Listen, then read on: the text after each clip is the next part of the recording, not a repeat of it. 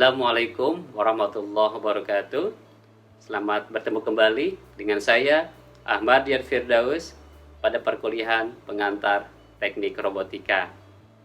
Pada pertemuan kali ini kita akan membahas tentang perkembangan teknologi robotika di dunia.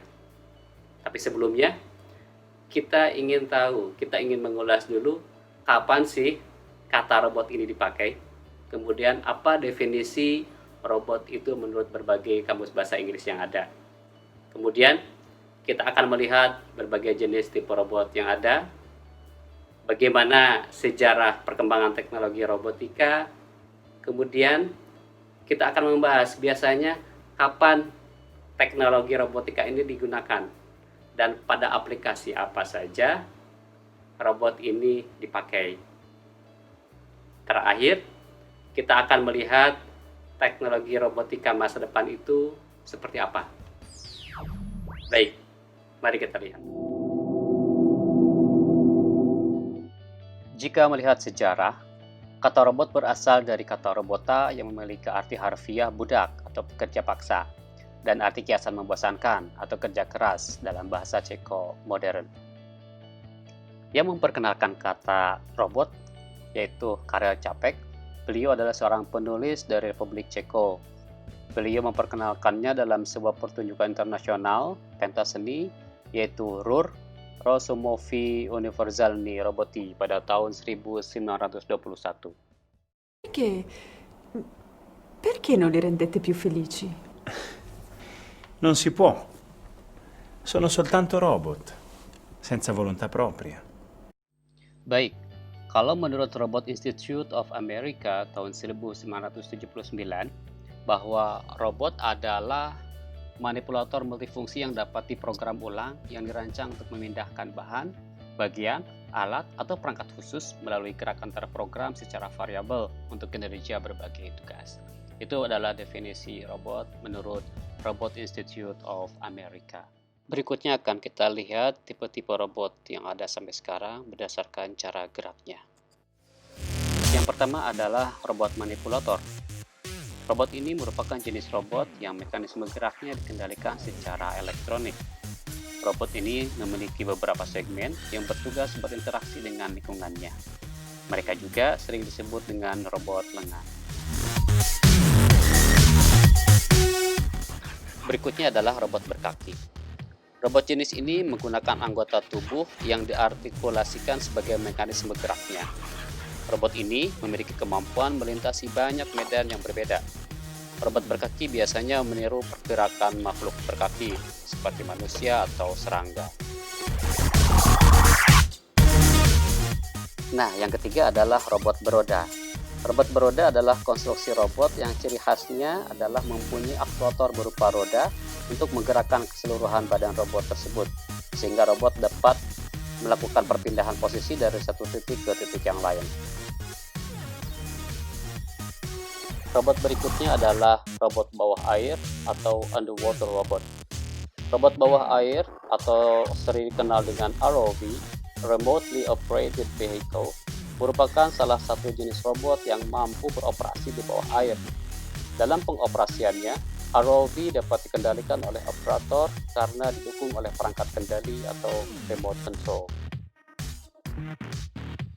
Selanjutnya robot terbang. Robot terbang atau sering dikenal dengan UAV atau drone adalah pesawat tanpa pilot manusia di atas pesawat untuk menerbangkannya. Drone berjenis rotorcraft dapat terbang dengan bantuan beberapa baling-baling yang berputar sehingga menghasilkan daya angkat pada pesawat tersebut.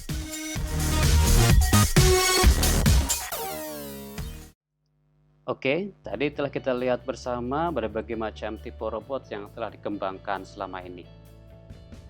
Baik, sekarang kita akan lihat bagaimana fase pertumbuhan dan perkembangan teknologi robotika yang ada sampai sekarang.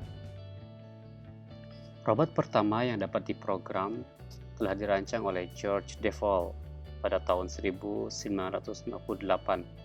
Robot tersebut adalah robot industri pertama dan penciptanya memberikan istilah Universal Automation.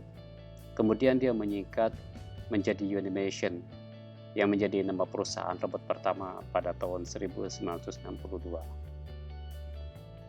Pada tahun 1978, the PUMA atau Programmable Universal Machine for Assembly dikembangkan oleh Unimation dengan dukungan desain dari General Motors. Robot ini adalah menjadi robot berikutnya yang digunakan pada dunia industri. Pada tahun 80-an, industri robot memasuki fase pertumbuhan yang sangat cepat. Banyak institusi pendidikan memperkenalkan program pendidikan di bidang robotika. Pendidikan robotika tersebar di berbagai perguruan tinggi, baik teknik mesin, teknik elektro, maupun di ilmu komputer. Pada tahun 95 sampai sekarang, pertumbuhan teknologi robotika berukuran kecil dan mobile telah mendorong pertumbuhan kedua perusahaan dan penelitian-penelitian di bidang robotika. Sekarang kita ingin melihat dan membahas tentang kapan teknologi robotika itu penting untuk diaplikasikan atau diterapkan. Pertama adalah pekerjaan yang sulit atau bahaya jika dilakukan oleh manusia. Contohnya, yaitu dalam membersihkan sampah nuklir yang memang ketika bersentuhan dengan manusia itu sangat berbahaya.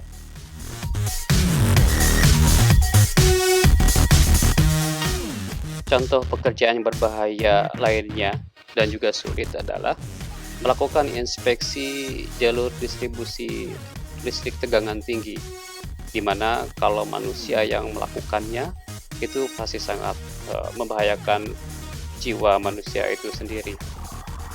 Selain dari itu juga sulit untuk dijangkau jika dilakukan oleh manusia. Teknologi yang bisa dipakai itu bisa jadi teknologinya drone untuk menginspeksi power line-nya, atau teknologi gabungan dari manipulator dan mobile robot, di mana robot tersebut bisa menggantung di power line.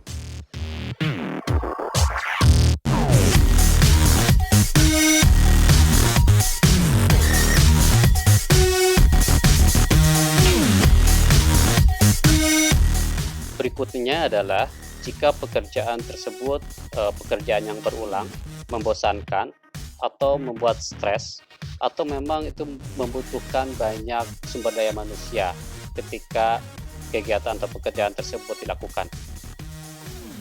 Contohnya adalah pekerjaan yang sering dilakukan di pabrik atau di perusahaan-perusahaan manufaktur. Penggunaan robot berikutnya adalah assistive robot, yaitu digunakan untuk membantu penyandang cacat agar bisa beraktivitas seperti layaknya manusia normal.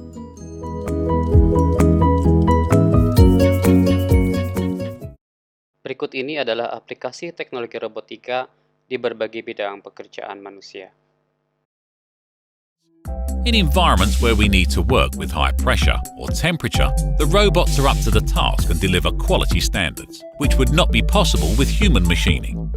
Essentially, robots are used for applications too difficult for humans or where rapid machining is required. Our colleagues like working together with robots as they make human work easier by delivering these tasks. It's very important to program these robots correctly because when problems arise, it's usually not the robot that causes them, but improper programming or the lack of maintenance. Regarding this, I'd like to highlight that FANUC robots are easy to program, dependable, and we have a very good experience with them. The Harris T7 Explosive Ordnance Disposal System provides best-in-class mobility, manipulation, and intuitive control, delivering uncompromised performance for critical missions. The T7 is compatible with standard-issue disruptors and weapons. It supports a wide variety of missions, including disarming. The T7 robot system has the strength and dexterity to tackle any challenge. A variety of attachments enable use of standard-issue sensors, disruptors, and tools, supporting a wide range of commercial and military missions, including hazmat and vehicle-borne improvised explosive device disarming.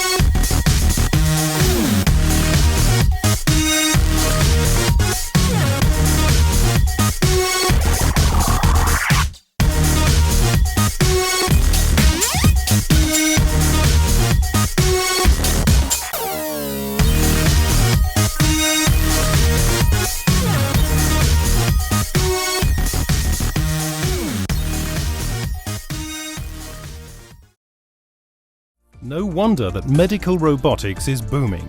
Employees at the German Aerospace Center are developing a robot that will revolutionize surgery in the future, the Miro. Durch seine Leichtbauweise. Thanks to its lightweight construction, it can be integrated into the operating. This also improves patient safety. Suppose the hand of the doctor ever slipped off the controller. A life-threatening scenario. Not with the Miro. It can be programmed in such a way that the patient's organs are not...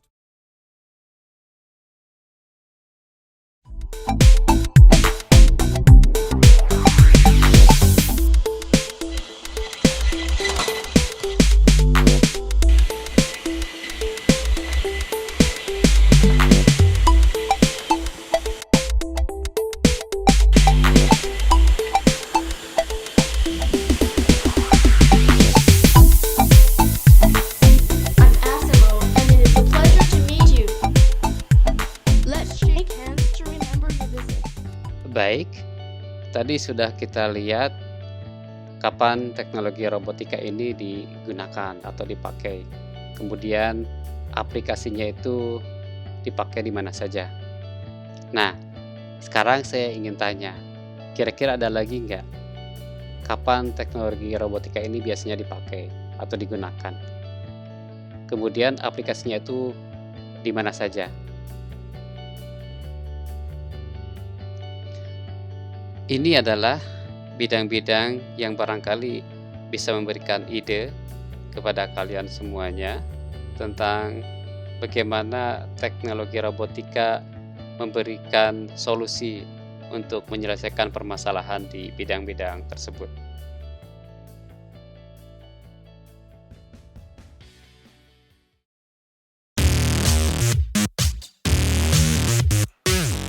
Tren teknologi robot masa depan adalah teknologi yang mampu memadukan sistem cerdas atau intelligent system, teknologi prosesor dan sistem terpasang atau embedded system, teknologi sensor dan pemrosesan sinyal, teknologi komunikasi, teknologi mekanik, penggerak dan mekanisme gerak, dan sistem kendali kokoh atau robust control system. Dengan perpaduan teknologi-teknologi tersebut, memungkinkan robot dapat berperilaku mirip seperti manusia atau makhluk hidup lainnya.